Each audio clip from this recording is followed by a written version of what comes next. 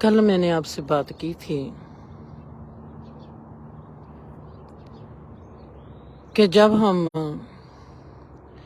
जिंदगी के किसी भी सफर पर चलते हैं, अगर हमारी नजर चंद्रमा पर पड़ती है, कभी हमको चंद्रमा पूर्ण दिखाई देता है, कभी आधा, कभी छिप जाता है। ये होता है हमारा सड़क पर चलना, जिंदगी की राह पर चलना।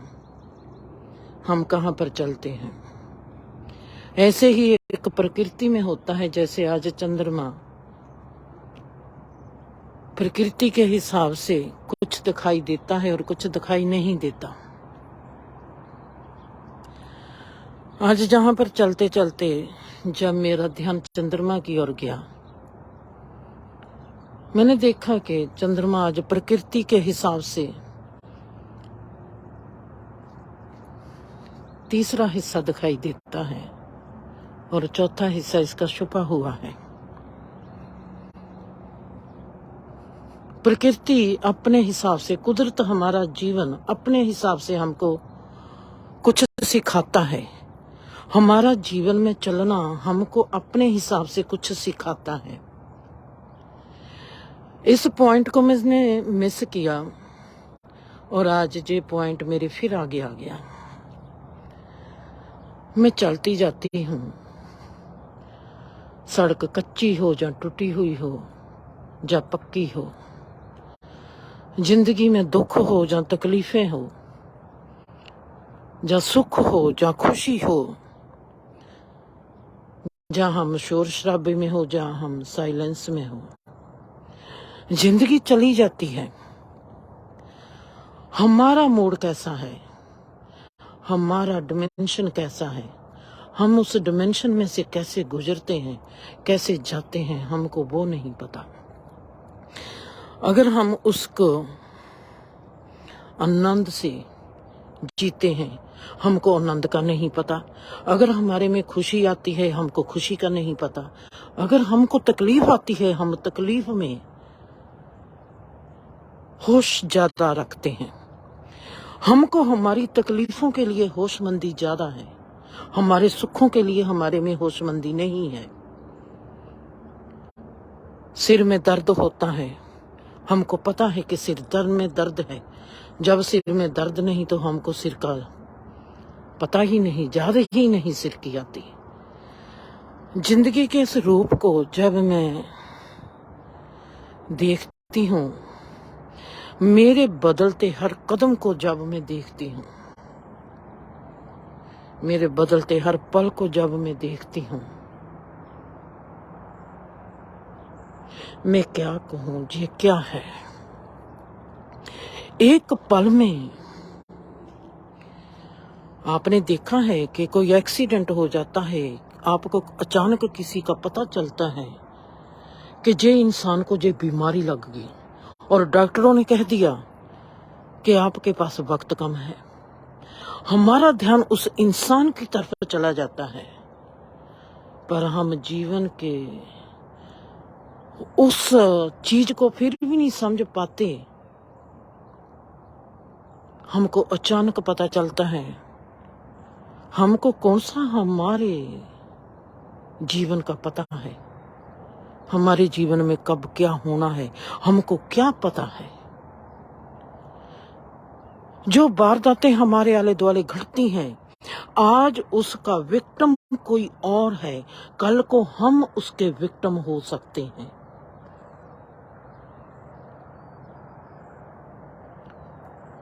जिंदगी के हादसे हमको जगाते हैं, बुरे हादसे जगाते हैं, बुरे हादसों से हम बचते हैं। बुरे हादसों के प्रति हम सुचेत रहते हैं। क्या हम सुखी हादसों के प्रति भी सुचेत रहते हैं? मेरी जिंदगी में कौन सा सुख आया, क्या वो सुख मेरे को क्यों मिला, दुख मेरे को मिला है, उसके प्रति मैं सुचेत हूँ। पर मुझको सुख क्यों मिला, क्या मैं उसके प्रति सुचेत हूँ? कभी भी नहीं। मेरे सिर में दर्द है, मुझको पता है मेरे सिर में दर्द है, पर मेरे सिर में दर्द नहीं है। मुझको क्या ये भी पता है कि मेरे सिर में दर्द नहीं है। उस वक्त हम सिर को भूल जाते हैं। सिर की याद आती है जब तकलीफ है, जीवन की याद आती है, मौत की याद आती है जब किसी को मरता हुआ देखते हैं। क्या वैसे हमको मौत की याद है? मौत की याद नहीं। ठीक है, मौत ने अपनी याद दिलानी है, वो किसी की मौत के जरिए हमको याद दिला देता है। क्या हमको जीवन की, हमारे जीवन की याद है? हम जीवन को भी भूल चुके हैं। अचेतनता में जीवन को जीते चले जाते हैं और रोग आकर, तकलीफ आकर, टेंशन आकर हमको जगाती है कि जाग जाओ। पहरेदार बनती है हमारी तकलीफ। जीवन के सुख तो हमारे पहरेदार नहीं बनते। जीवन के दुख हमारे पहरेदार बनते हैं, जो कहते हैं जागते रहो। अजीब अजीब सा है जीवन जी। मैंने देखा, मेरी दोस्त है सुरजीत,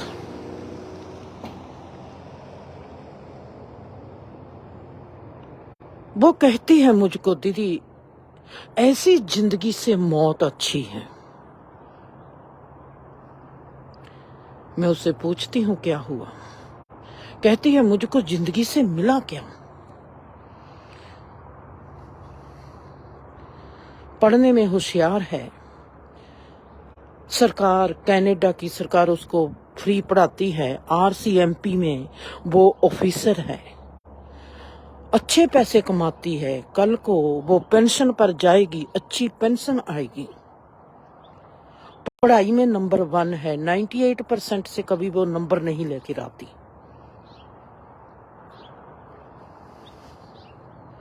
और वो मुझसे कहती है मुझको जिंदगी से मिला क्या है? किस से कहती है? रिश्तों से कहती है। जहां खुद को चलना नहीं आया उसको कहती है ये क्या है जिंदगी दीदी, इससे तो मौत बेहतर है। और वहीं पर मैं रुकती हूँ और अपने आप को देखती हूँ। मुझसे जिंदगी ने मुझको कुछ दिया ही नहीं। उसके हिसाब से, सुरजीत के हिसाब से मुझको तो जिंदगी ने कुछ दिया ही नहीं। मैंने अपनी जिंदगी को कैसे जीना है, मेरे को तमन्ना दी है, मेरे को चाहना दी है। जिंदगी ने कहा है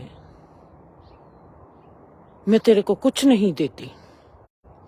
जा कहूं कि परमात्मा ने मुझको कहा कि मैंने तुझको कुछ नहीं देना, एक चाहना दे देता हूं तेरे को। उसने मुझको चाहना दे दी। वो चाहना ही ऐसी थी कि मैंने जिंदगी को कहा मैंने तुझको संतुष्टि से, प्यार से, रज के, समझ से, भरपूरता से जीना है।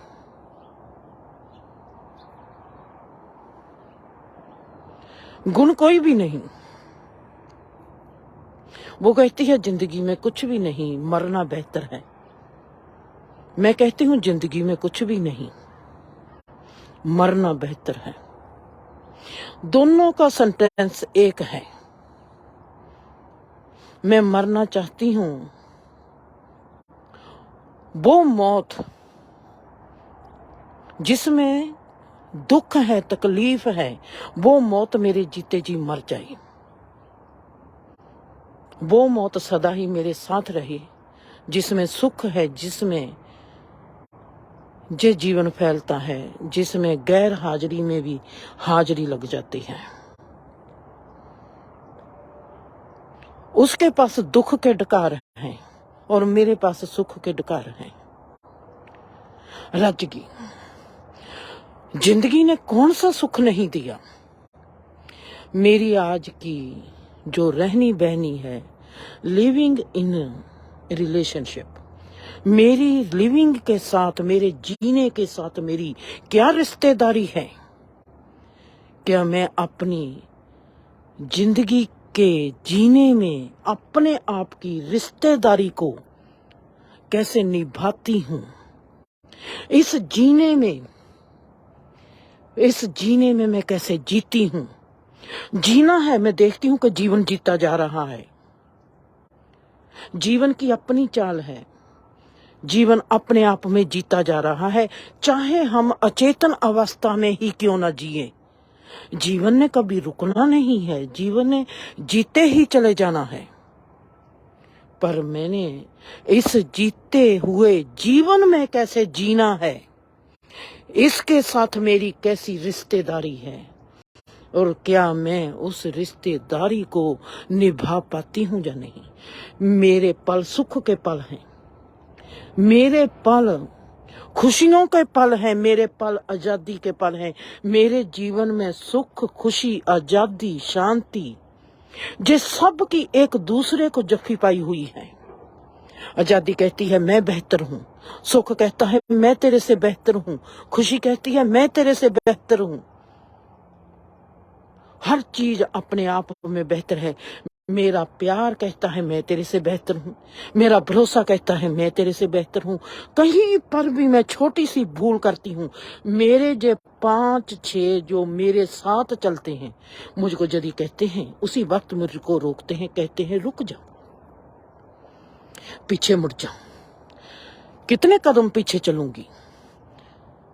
10 कदम, 11 कदम, 12 कदम, 3 कदम। रुक जा, जहां पर रुक जा, जहां पर देख। जिसको कहते हैं टाइम ट्रेवल, वो कहते हैं जहां पर रुक जा। टाइम ट्रेवल ऐसे नहीं होता कि हमने मेडिटेशन में बैठकर कहीं और जीवन में जाना है। हमारा होशमंदीदा होना, हम कितने होशमंद हैं, उस होशमंद से जीवन को देखना और पीछे को मुड़ जाना, वहां पर देखना जहां पर मैं तिलकी हूं। मैं छिलके से तिलकी हूं, जहां रोड गिल्ली थी मैं गिल्लेपन से तिलक गई, जहां मेरी सोच गलत सी मैं अपनी सोच से तिलक गई, जहां मैं अपने रिश्ते को नहीं समझी मैं बेसमझी से तिलक गई। मैं कहां से तिलकी हूं? होशमंद होना, होश पर सवारी करनी टाइम ट्रेवल से कम नहीं है। होश एक ऐसा वाहन है जो हमको पास्ट में, जो हमको फ्यूचर में भी लेके जा सकता है। मैं तिलक गई। मैं किस चीज से तिलकी हूं? जिंदगी की एक तिलकनबाजी नहीं है। तिलक गए कोई फर्क नहीं पड़ता, तिलके कहां से हो उस चीज को देखने में फर्क पड़ता है। तिलक गई। मेरा तिलकना अगर मुझको सिखा गया कि तू जिंदर जहां से तिलकी है, तिलकना नहीं। मेरे प्यार ने मेरा हाथ पकड़ लिया, मैं तुझको तिलकने नहीं दूंगा। मैंने खुद को जिंदा रखना है, मैंने तुझको जिंदा नहीं रखना। भरोसा कहता है मैं तुझको तिलकने नहीं दूंगा। मेरी आजादी कहती है मैं भी तुझको तिलकने नहीं दूंगी। मेरा प्यार, मेरी आजादी की जफ्फी आपस में पड़ती है, क्योंकि कहते हैं, हम आम भी जीवन में कहते हैं कि दुश्मन का दुश्मन दुश्मन होता है, दोस्त का दोस्त भी दोस्त हो जाता है। ये 5 छियों की जो गलवकड़ी है मेरे जीवन में, ये है जहां पर जे देखती हूँ जीवन जीता जा रहा है, वहां पर इस जीते हुए जीवन को, चाहे वो मेरा पास्ट है, चाहे वो मेरा आने वाला फ्यूचर है, चाहे मेरा वो वर्तमान है, उसको मैं कैसे देखती हूँ और उसको मैं कैसे जीती हूँ। इस सड़क पर हूँ, सड़क पर कोई भी आता जाता नहीं, वाकया ही मैं जिस रास्ते पर चल रही हूँ उस रास्ते पर मुझको कोई भी आता जाता दिखाई नहीं देता इस सड़क की तरह। चाहे मैं जहां पर पुठा चलूं, चाहे मैं इस पर सीधा चल पाऊं, ये मेरी सोच है कि मैं सीधा चलती हूँ और मैं पुठा चलती हूँ। अगर मैं देखती हूँ जिसको मैं कहती हूँ पास्ट है, वो मेरे पीछे है। मैं पीछे कदम लेके चलती हूँ, पर मेरा होश है वो पीछे देखता है।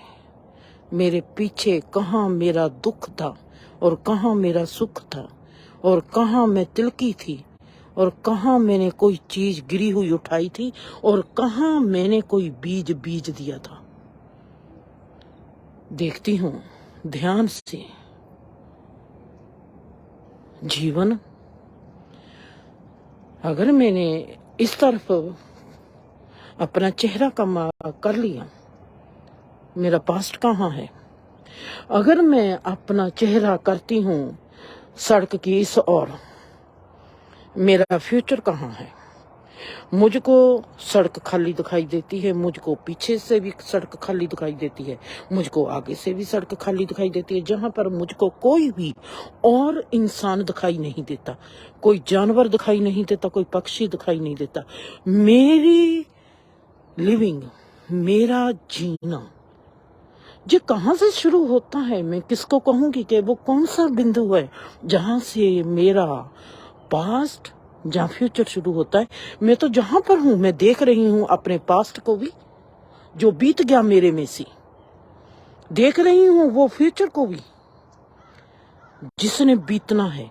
पर मैं अचानक अपना पीछे को चेहरा करती हूँ और मैं देखती हूँ कि ये मेरा अब फ्यूचर बन सकता है या नहीं बन सकता। मैं देखती हूँ कि वो भी मेरा फ्यूचर बना पड़ा है। कैसे? मैं तो हैरान रह गई। हम सब अचेतनता में जीते हैं। अचेतनता को जीना हमारी एक जून है, चेतनता में भी फिर हम उसे जीवन को जिएंगे। पहली किताब जब मैंने लिखी, उसमें लिखा कि मेरे आगे आज मुझको लगता है कि आज मेरे 84 लाख का गेड़, अगर जैसे ही है, मैं इसको जानती नहीं, मैं इसको उठा लेती हूँ गुरु ग्रंथ साहब से, मैं इसको उठा लेती हूँ हिंदू धर्म से, मैं इसको उठा लेती हूँ बुद्ध धर्म से, कि हमारा जो जीवन है ये जन्मों जन्मों का जोड़ है। मैं उठा लेती हूँ इन 3 धर्मों से। आज मुझको वहां पर परमात्मा ने खड़ी करके रखा है कि 84 लाख का गेड़ मुझको कहता है। मेडिटेशन क्या है जिंदर? 84 लाख का गेड़ मुझको सिखाने आ गया। इस किताब लिखी को 20 साल हो गए और उसका रूप मेरी आज समझ में आता है।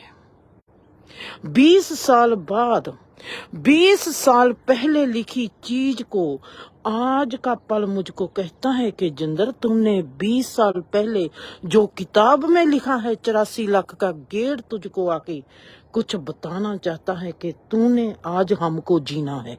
वो थी अचेतन अवस्था। अचेतन अवस्था में जो तेरे चेतन पल थे वो जिंदर बनती चली गई। आज अगर जिंदर चेतनता में जी उठेगी तो वो चेतन जीवन कैसा होगा? वो तमाम 84 लाख को तूने आज तक जिया है अचेतनता में। कुछ कुछ पल हैं तेरे चेतनता के, जो तेरा स्वभाव, जो तेरी आदतें, जो तेरा गुण रूप, जो तेरी समझ बनता चला गया। अगर मैं आज चेतनता में उस जीवन को जीऊंगी तो वो मेरे पल कैसे होंगे? रुकती हूँ, सा रुक जाते हैं। जीवन तो वैसा ही बहता चला गया, अचेतनता में बहता चला गया। अचेतनता में जिस रिश्ते को मैंने जिया है वो मेरा बाप था। क्या मुझको वो मेरा बाप मेरे अचेतन मन में कहीं जीता हुआ दिखाई देता है? रुक जाओ बापू जी।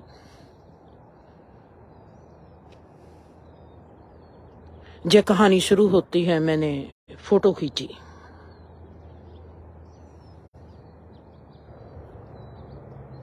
मैंने अपनी जब फोटो खींची, रानी कलर का मैंने ब्लाउज पहन लिया।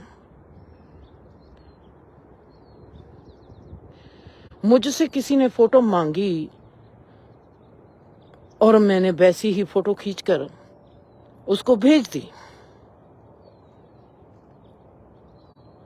अचानक जब मैं रिलैक्स होके बैठी तो मेरा ध्यान उस फोटो के चेहरे पर चला गया। चेहरा बदला हुआ, रानी कलर पहली बार पहना। मैं इंडिया गई थी तो अरियाना ने मेरे लिए ये ब्लाउज ले आकर रखा था। मैंने कहा, अरियाना ये कलर कहाँ से तू ले आई? तेरे को पता है कि मैंने ये कलर पहनना नहीं। अरियाना ने कहा कि तेरा कोई पता नहीं लगता तू किस वक्त क्या करना है। मुझको अच्छा लगा और मैंने ले लिया। और मैंने जब वो ब्लाउज पहना और फोटो खींची और रिलैक्स होकर देखती हूँ कि मेरी फोटो बदल गई है।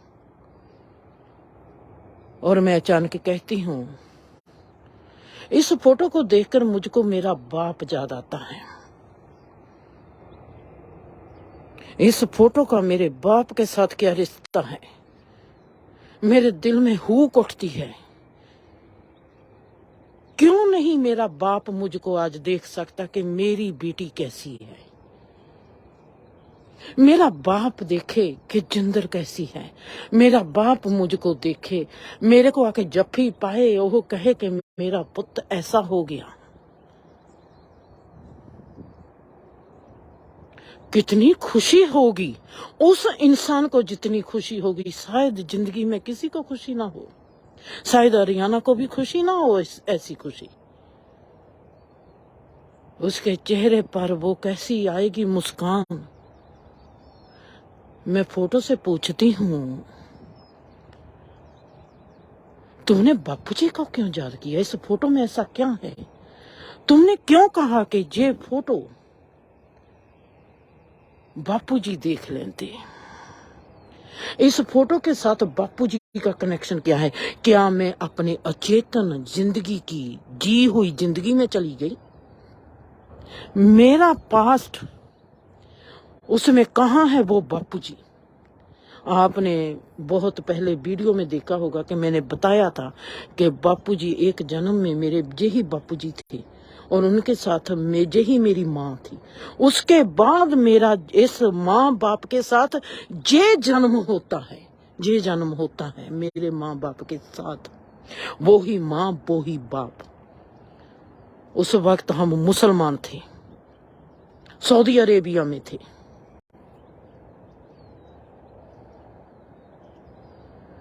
मेरे उस कमीज में वो झलक है उस वक्त की जिंदगी।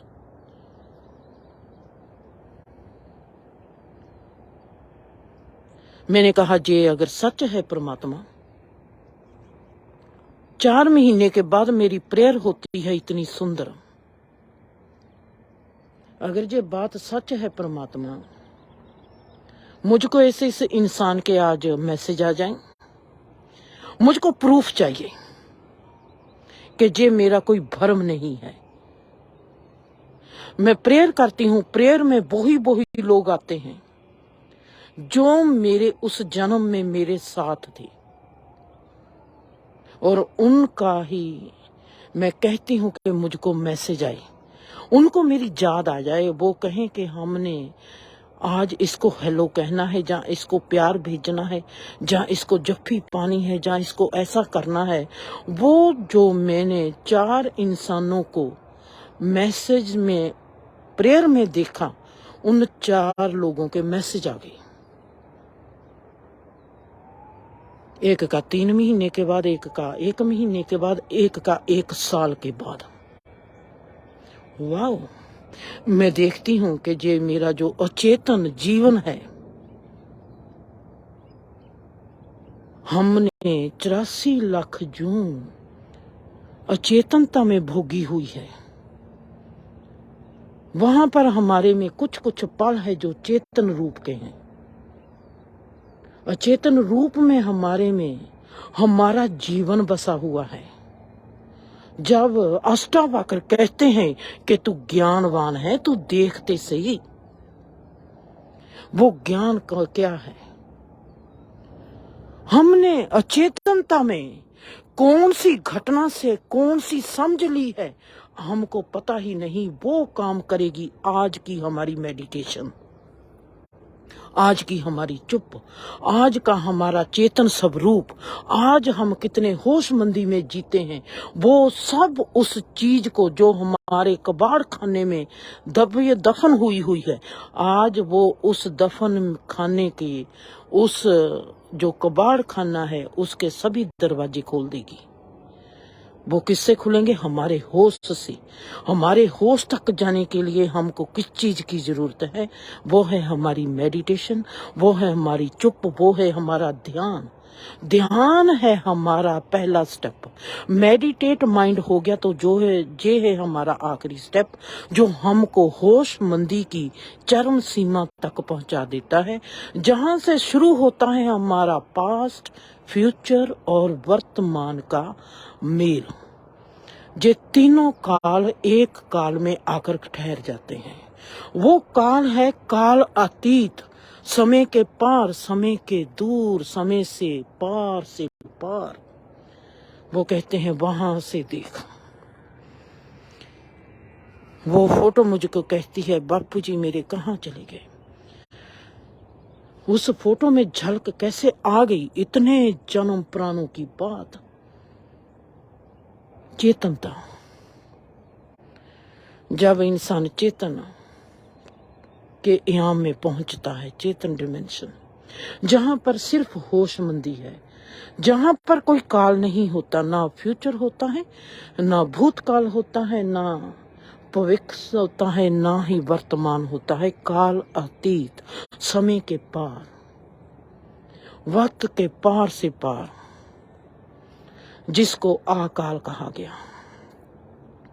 वो वक्त जहां पर तीनों का सुमेल होता है, तीनों सुमेल एक दूसरे को काट डालते हैं, वहां पर जो काल खड़ा हो जाता है उसको कहते हैं समय अतीत, समय के पार।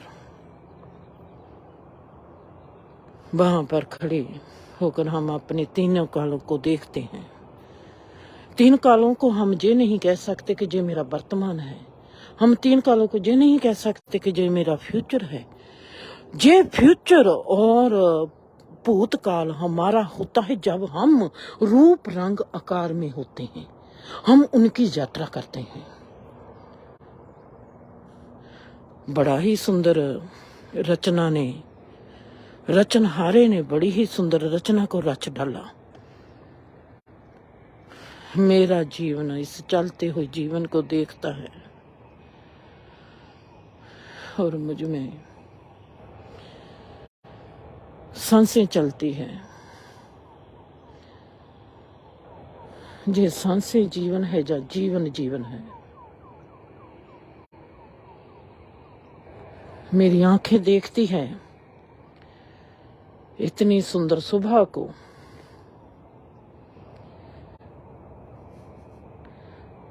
निकलते हुए सूरज को, उदय होती सुबह को।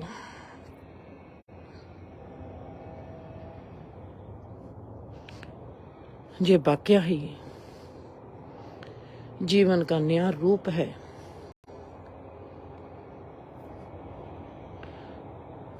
जहां पर मेरा जीवन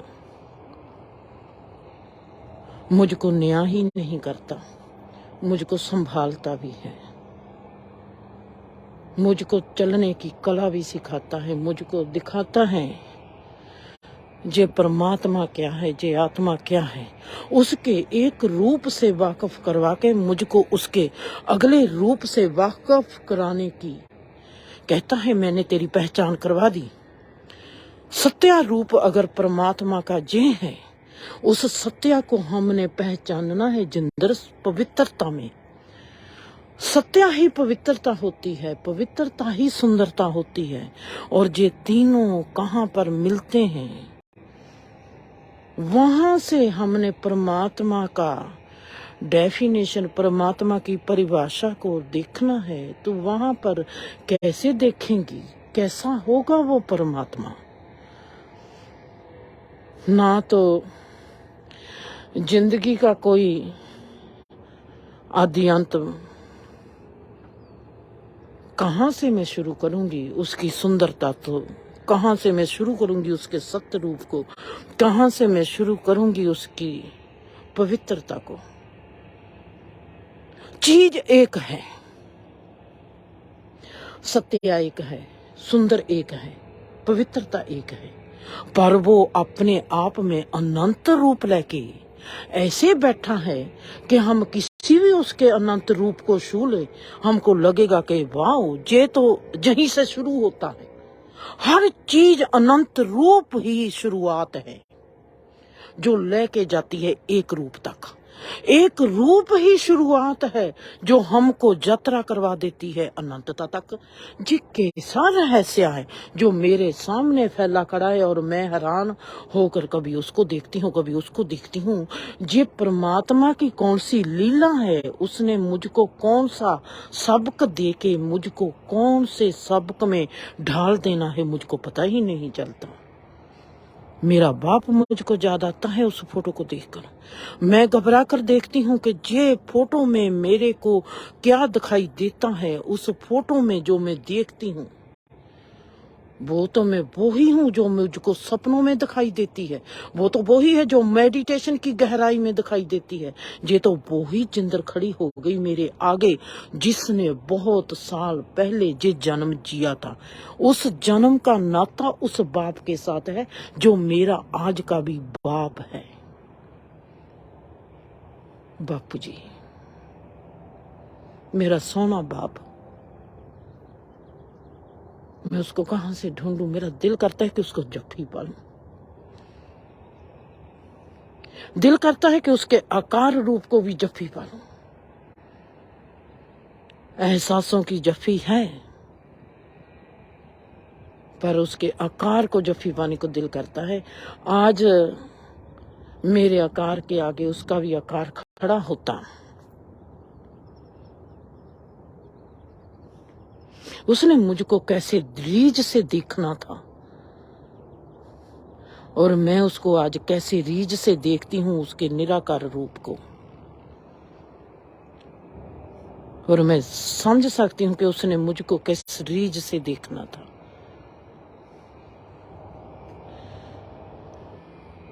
चौरासी लाख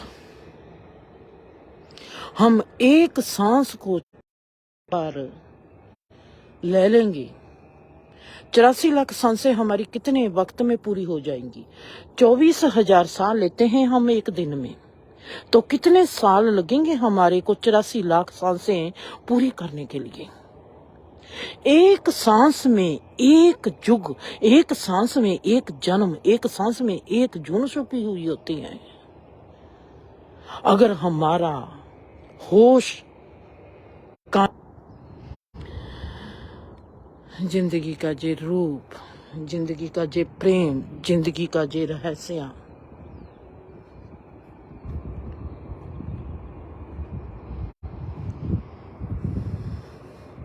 कभी कभी ऐसा लगता है कि जिंदगी मेरी मुट्ठी में है। बड़ी ही बार देखा, मैंने कहा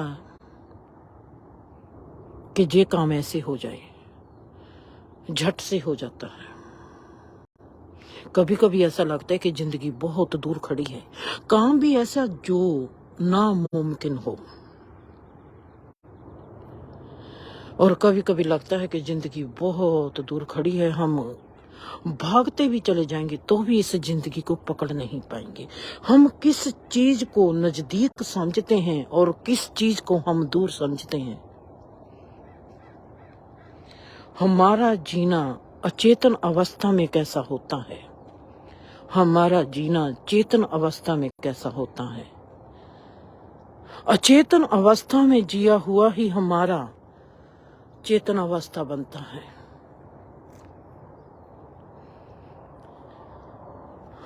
वाह, चेतन अवस्था, अचेतनता की जो समझ है, अचेतन अवस्था की जो समझ है वो हमारे बीच होती है, वो हमारे बीज रूप में हमारे भीतर समाई हुई होती है। वो ही अचेतनता जो बीज रूप में हमारे भीतर होती है, वो ही चेतनता बनकर हमारी फिर यात्रा करवाती है।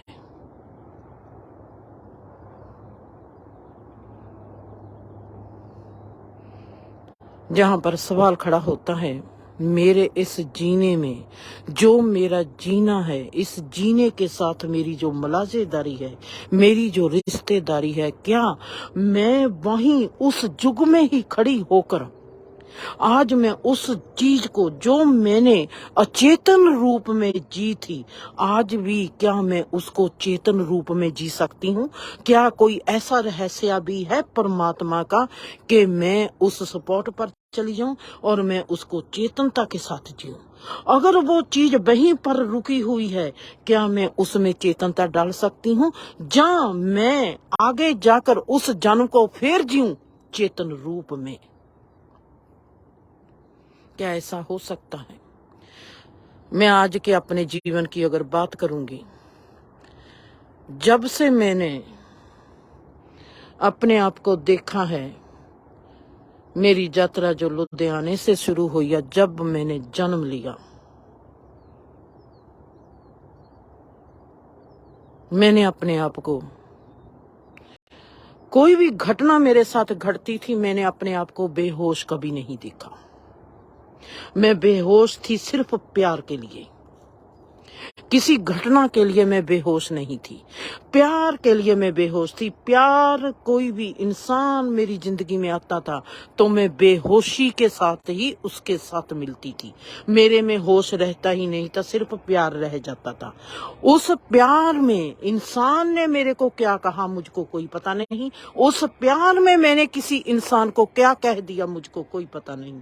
पर कोई भी घटना हो, चाहे मेरे माँ की हो, चाहे बाप की हो, चाहे पड़ोसी की हो, चाहे धर्म की हो, चाहे मुल्क की हो, अगर मेरा ध्यान भी वहां पर चला गया, मैंने अल्फाज भी सुन लिए, वो घटना मेरे में आज भी सुचेत है। मेरी याद शक्ति बहुत है। मैंने कौन सा रंग पहना था 11 साल की उम्र में, मैंने कौन सी ड्रेस पहनी थी 5 साल की उम्र में, मुझको वो भी याद है। उस जब मैंने वो ड्रेस पहनी थी, मुझको किसने दी थी वो भी मुझको पता है। बीबी ने किस दुकान से कपड़ा खरीद कर मेरी ड्रेस बनाई थी, मुझको वो भी पता है। याद शक्ति के मामले में, याद शक्ति किसकी होती है? जो चेतनता में जीता है। अचेतन रूप की याद शक्ति गुम हो जाएगी। आपने देखा होगा कि आपके घर में आप किसी को दबका कर रखते हो, आपको किसी को खुलकर जीने की अदा नहीं देते, मंजूरगी नहीं देते, आप किसी को दबाकर जीना सिखाते हो, उसको उठने का बल नहीं देते, वो इंसान बहुत जल्दी अपनी याद शक्ति खो बैठेगा। क्योंकि आपने उसके हर काम पर ही उसको कहना है, ये नहीं करना, ये नहीं करना, ये नहीं करना, वो नहीं कर सकता, ऐसा नहीं कर सकते, वैसा नहीं कर सकते। वो इंसान जल्दी ही अपनी याद शक्ति खो बैठेगा, क्योंकि आपने उसको बेहोशी में खड़ा करने का सिलसिला उठा रखा है। इसलिए मैं कहती हूँ कि आप रिश्तों से प्यार नहीं करते, आप रिश्ते में आप बेहोशी में जीते हो और रिश्तों को भी बेहोशी बना देना चाहते हो। बेहोशी का मजा है, वो फॉलोअर बन जाएगा। आप नहीं चाहते कि वो बागी बने, अपनी जिंदगी को जिए। हमको लगता है कि हम रिश्तों से प्यार करते हैं, हम रिश्तों से कभी प्यार नहीं करते। हम रिश्तों को जायदाद और रिश्तों को बेहोश ही रखना चाहते हैं, चाहे हम परिवार के नाम पर रखें, चाहे हम समाज के नाम पर रखें। हम रिश्तों को प्यार नहीं करते, हम रिश्तों पर कब्जा करना चाहते हैं। कब्जे में कभी भी दिमाग नहीं खुलता। अगर दिमाग नहीं खुलेगा, हम सुचेत कभी नहीं होंगे। अगर सुचेत नहीं होंगे, हमको धर्म का कभी पता नहीं चलेगा। अगर हमको धर्म का कभी पता नहीं चलेगा, तो हम कभी नहीं जान पाएंगे कि परमात्मा क्या है और हम क्या हैं। ये सिलसिला ऐसे ही उठेगा और ऐसे ही बंद होता चला जाएगा। मेरे आगे मेरा जीना, मेरी सुंदरता बनकर खड़ा है। जिसमें पास्ट भी मेरे को कहता है मुबारक हो, जिसमें फ्यूचर भी कहता है हम आज ही तुझको कहते हैं जिंदर मुबारक हो। मेरा जीना सुख का जीना है, आजादी का जीना है, खुशी का जीना है, प्यार का जीना है, भरोसे का जीना है। इसमें किसी और को कभी भी दाखला नहीं मिलेगा। खुश रहो, आबाद रहो, हंसते रहो, बसते रहो। एक्सरसाइज करने का वक्त है, करते हैं एक्सरसाइज। हमारे शरीर को भी, हमारे जिस्म को भी तंदुरुस्ती का मजा लेने दो। उसको भी अपने कन कन को होश में रहने का हमको मौका देना चाहिए। आजादी से हमारा जिस्म भी जिए, कन कन में भी तंदुरुस्ती आए। हमारी आत्मा ही निर्वाणा की प्राप्ति ना करे, हमारे कन कन की भी निर्वाणा की प्राप्ति से अपने आप को मुक्त कर डाले। 84 लाख का गेड़ सिर्फ मन पर ही नहीं आता, हमारे कनों में भी आता है। हमने ही सिर्फ टाइम ट्रेवल नहीं बनना, हमारे कन कन में भी टाइम ट्रेवलिंग होती है। उसको भी उसकी खुराक मिलनी चाहिए। एक्सरसाइज हमारे जिस्म की सबसे बेहतरीन खुराक है, खाने से भी ज्यादा जरूरी है एक्सरसाइज। चलो चलते हैं, आज हम अपने इस जिस्म के प्रति अपना कर्तव्य पूरा करते हैं। खुश रहो, आबाद रहो, हंसते रहो, बसते रहो।